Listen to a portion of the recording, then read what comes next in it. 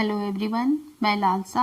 आज मैं आपको क्लास 10th की क्षितिज बुक का चैप्टर नंबर 2 राम लक्ष्मण परशुराम संवाद का काव्यांश छठा पढ़ाने जा रही हूँ, जो कि तुलसीदास जी द्वारा रचित रामचरितमानस के बालकांड से अवतरित है।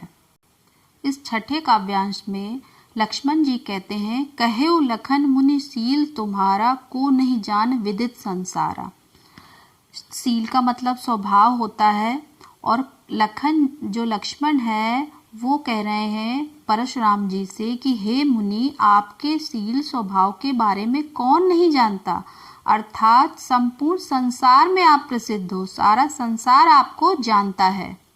फिर कहते हैं, माता पितहि उरिन भय नीके, गुर ऋण रहा सोच बड़ जी के। लक्ष्मण जी परशुराम जी से कहते हैं कि आप माता पिता के ऋण से तो अच्छी तरह मुक्त हो गए हैं, केवल गुरु का ऋण शेष रह गया है। गुरु ऋण मतलब गुरु का ऋण शेष रह गया है, जिसका आपके जी पर बड़ा बोझ है। सोच बड़ जी के यानी आपके जी पर, यानी आपके ऊपर बहुत बड़ा बोझ है। फिर अगली लाइन में लक्ष्मण जी कहते हैं, सो जनु हमरे ही माथे काढ़ा, दिन चली गए ब्याज बढ़ बाढ़ा। लक्ष्मण जी कहते हैं कि मुझे ऐसा लगता है कि शायद आपने वह ऋण हमारे मत्थे मढ़ दिया है, यानी वह ऋण आपका हम पर आ गया है। और दिन चली गए ब्याज बढ़ बाढ़ा, यानी बहुत दिन बीत गए हैं उस ऋण के, तो अब तो बहुत ब्याज भी बढ़ गया होगा। फिर अगली लाइन में, अब आनी व्यवहरिया बोली, तुरंत देव मैं थैली कोली। लक्ष्मण जी कहते हैं कि व्यवहरिया मतलब हिसाब किताब लगाने वाला, यानी आप किसी हिसाब लगाने वाले को बुला लाइए, मैं तुरंत अपनी थैली खोलकर आपका ऋण दे दूं और आपके ऋण से उऋण हो जाऊं। फिर आगे, सुनत कटु वचन कठोर कुठार सुधारा, हाय हाय सब सभा पुकारा। लक्ष्मण के कटु वचन सुनकर जब परशुराम ने अपना फरसा संभाला तो सारी सभा हाय हाय करके पुकारने लगी। कुठार सुधारा मतलब अपना फरसा संभाला, तब हाय हाय सब सभा पुकारा, यानी सारी सभा हाय हाय कर कर पुकारने लगी। अगली लाइन में, भृगुबर परसु दिखाबहु मोहि, विप्र विचारि बचौ नृप द्रोही। अब यहाँ पे लक्ष्मण जी परशुराम जी को कहते हैं, भृगुबर यानी परशुराम जी कहते हैं, हे मुनिवर, हे भृगुबर, आप अपना फरसा मुझे दिखा रहे हो, मैं तो विप्र यानी ब्राह्मण, विचार यानी समझकर, बचो यानी बचा रहा हूँ, नृपद्रोही, नृपद्रोही मतलब राजा के शत्रु। तो इस लाइन में लक्ष्मण जी कहना चाहते हैं कि हे भृगुश्रेष्ठ, आप मुझे फरसा दिखा रहे हैं, पर हे राजाओं के शत्रु, मैं ब्राह्मण समझकर आपको बचा रहा हूँ। फिर अगली लाइन में, मिले न कबहू सुभट रण गाढ़े, द्विज देवता घरई के बाढ़े।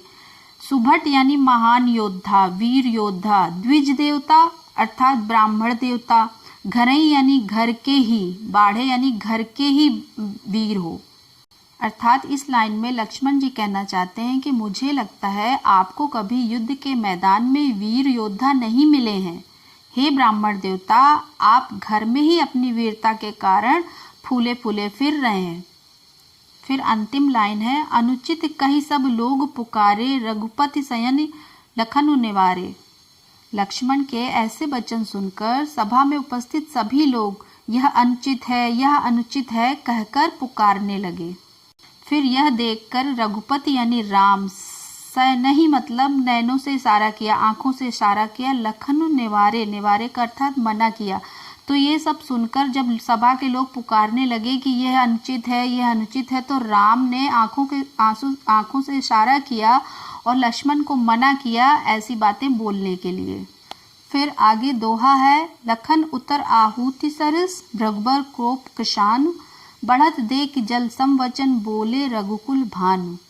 लखन उतर यानी लक्ष्मण के उत्तर आहुति के समान थे। भृगुबर कोप यानी परशुराम के क्रोध, जो परशुराम का क्रोध था वो अग्नि के समान था, तो लक्ष्मण के उत्तर परशुराम के क्रोध रूपी अग्नि में आहुति के समान थे। अर्थात लक्ष्मण के उत्तर परशुराम की क्रोधाग्नि में आहुति के समान कार्य कर रहे थे। फिर बढ़त देख जल सम वचन बोले रघुकुल भानु, यानी उस अग्नि को बढ़ता हुआ देख करके श्री राम के जल के समान वचनों ने उस अग्नि को शांत किया। अर्थात परशुराम की क्रोधाग्नि को बढ़ता देख रघुवंशी सूर्य राम लक्ष्मण के वचनों के विपरीत जल के समान शांत करने वाले वचनों का प्रयोग करते हुए परशुराम जी से लक्ष्मण को क्षमा करने की विनती करने लगे।